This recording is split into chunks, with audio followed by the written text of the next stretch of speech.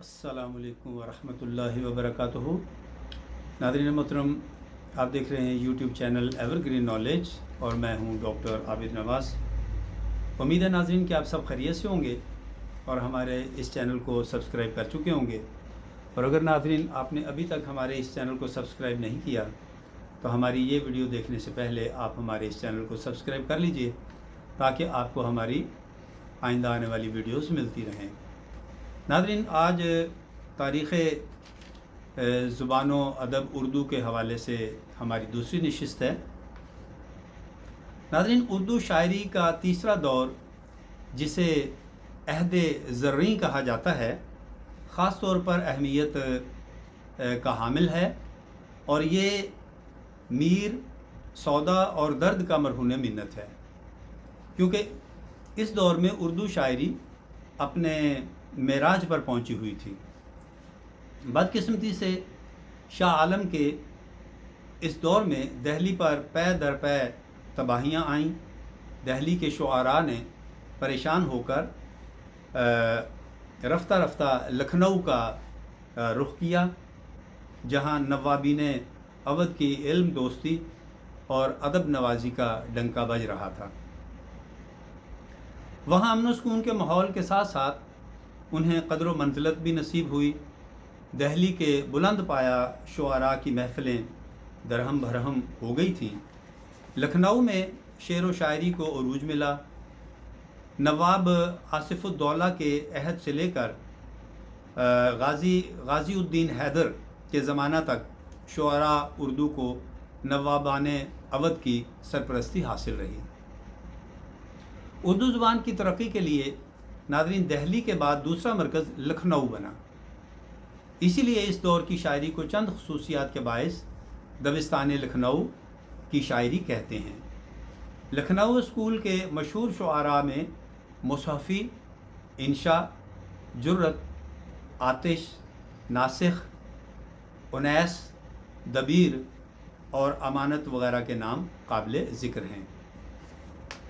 ناظرین، دبستان لکھنؤ دہلی کی تباہی و بربادی کے نتیجہ میں ظہور میں آیا، لیکن جیسے ہی دہلی میں امن و امان ہوا، اس نے اپنی مرکزیت کو دوبارہ حاصل کر لیا، اور یہیں سے اردو شاعری کا ایک روشن دور شروع ہوا۔ یہ دور مومن، ذوق، غالب اور ظفر جیسے بلند پایا شعراء کا دور تھا، جن کی شاعری پر آج زبان اردو کو ناز ہے۔ انہی کی روش پر آگے چل کر داغ، اقبال، جگر، حسرت، فانی، فراق اور فیض اور ان کے علاوہ اور بہت سے دیگر شعراء نے اردو شاعری کو اپنے کلام سے آراستہ کیا۔ ناظرین، 1857 سے پہلے کی نظم و نثر قدیم نظم و نثر کہلاتی ہے۔ قدیم نثر تصنع اور مقفع اور مسجع عبارت سے پر ہے۔ شعر و شاعری زندگی کے حقائق سے دور صرف حسن و عشق اور گل و بلبل کے ذکر سے معمور ہے۔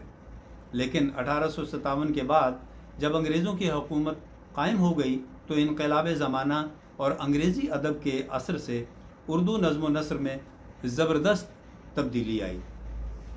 دیومالائی داستانوں، عشقیہ شاعری اور مقفع و مسجع عبارتوں سے ہٹ کر نئے قسم کی شاعری اور نثر نگاری کا آغاز ہوا، جس کو ہم جدید نظم اور جدید نثر کی ابتدا کہتے ہیں۔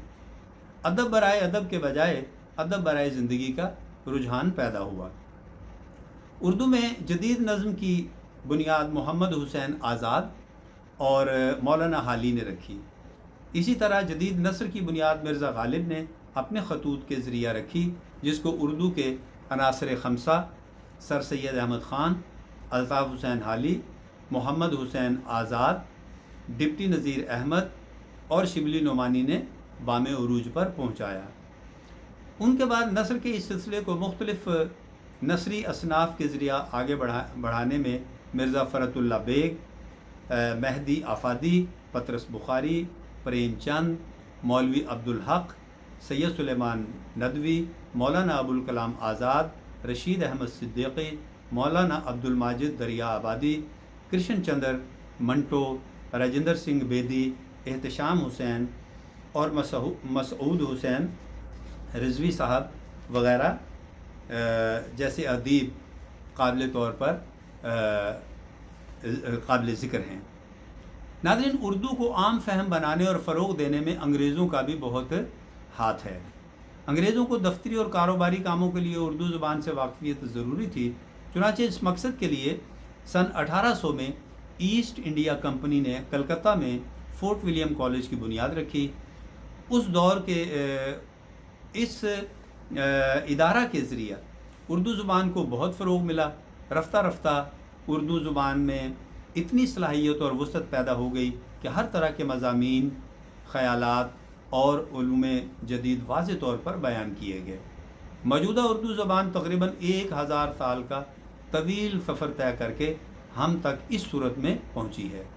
اردو زبان کا سرسبز و شاداب چمن جو دلکشی اور جاذبیت سے معمور ہے، چند لوگوں کی کوششوں کا ثمرہ نہیں، بلکہ ہر قوم و ملت کے اہل قلم نے اس کی آبیاری کی ہے۔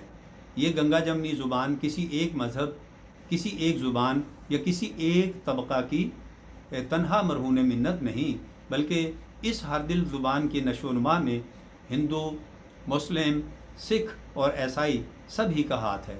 تقسیم ہند کے بعد سے کچھ متعصب افراد اردو کو غیر ملکی یا صرف مسلمانوں کی زبان کہنے لگے ہیں۔ شاید انہیں معلوم نہیں کہ اردو زبان کے بہت سے بلند پایہ شعراء اور نثار مثلاً دیا شنکر نسیم، پنڈت رتن ناتھ سرشار، ہر گوپال تفتہ، منشی پریم چند، جوش مل فیانی، فراق گورکھپوری، برج نارائن چکبست، ہری چند اختر، راجندر سنگھ بیدی، کرشن چندر اور راجا نریندر ناتھ وغیرہ مسلمان نہیں تھے۔ ان لوگوں کی بھول اور تنگ نظری ہے جو اردو زبان کو غیر ملکی یا مسلمانوں کی زبان بتا کر اس کی جنم بھومی بھارت سے اس کا رشتہ منقطع کر دینا چاہتے ہیں۔ برج بھاشا کی بیٹی اردو کی بدنصیبی ہے کہ ہر خاص و عام کی محبوب اور پسندیدہ زبان ہونے کے باوجود آج تعصب کا شکار ہے۔ حکمران طبقہ نے اس زبان کو اس کے جائز حقوق دلوانے میں کوئی خاص واضح پالیسی اختیار نہیں کی۔ ہمیں سوچنا چاہیے کہ اردو زبان ہندو مسلم دونوں کا مشترکہ سرمایہ ہے۔ یہ خالص ہندوستان کی زبان ہے۔ اس نے یہیں جنم لیا اور یہیں پروان چڑھی۔ اس زبان میں ایک طرف جہاں حسن و عشق کی چاشنی اور گل و بلبل کی داستانیں ہیں، وہاں دوسری طرف انقلاب زندہ باد کے فلک شگاف نعرے اور میدان کارزار میں چمکنے والی تلواروں کی جھنکاریں بھی ہیں۔ پھر ایسی ہر دل عزیز زبان کے لیے جوش کا یہ کہنا بہت حد تک مناسب ہے: احمد پاک کی خاطر تھا خدا کو منظور، احمد پاک کی خاطر تھا خدا کو منظور، ورنہ قرآن بھی اترتا بزبان اردو، ورنہ قرآن بھی اترتا بزبان اردو۔ بہرحال اردو دشمن عناصر کی ہزار مخالفتوں کے باوجود اردو زبان اپنی خصوصیات کے باعث ہمیں اس بات کا یقین دلاتی ہے کہ نور خدا ہے کفر کی حرکت پہ خندہ زن، پھونکوں سے یہ چراغ بجھایا نہ جائے گا۔ مولانا ظفر علی خان کے اس شعر کے ساتھ ہی میں اپنے آج کے اس لیکچر کو اختتام پذیر کرتا ہوں۔ تو ناظرین، امید ہے کہ اردو زبان و ادب سے دلچسپی رکھنے والے سامعین کے علم میں کچھ اضافہ ضرور ہوا ہوگا، اور ناظرین اس کے ساتھ ہی اجازت چاہتا ہوں۔ اگر حیات و صحت نے مہلت دی تو آئندہ ویڈیو کے ساتھ بہت جلد آپ کی خدمت میں پھر حاضر ہونے کی کوشش کروں گا۔ تب تک اپنا اور اپنے پیاروں کا بہت خیال رکھیے گا۔ اللہ ہم سب کا حامی و ناصر ہو۔ فی امان اللہ۔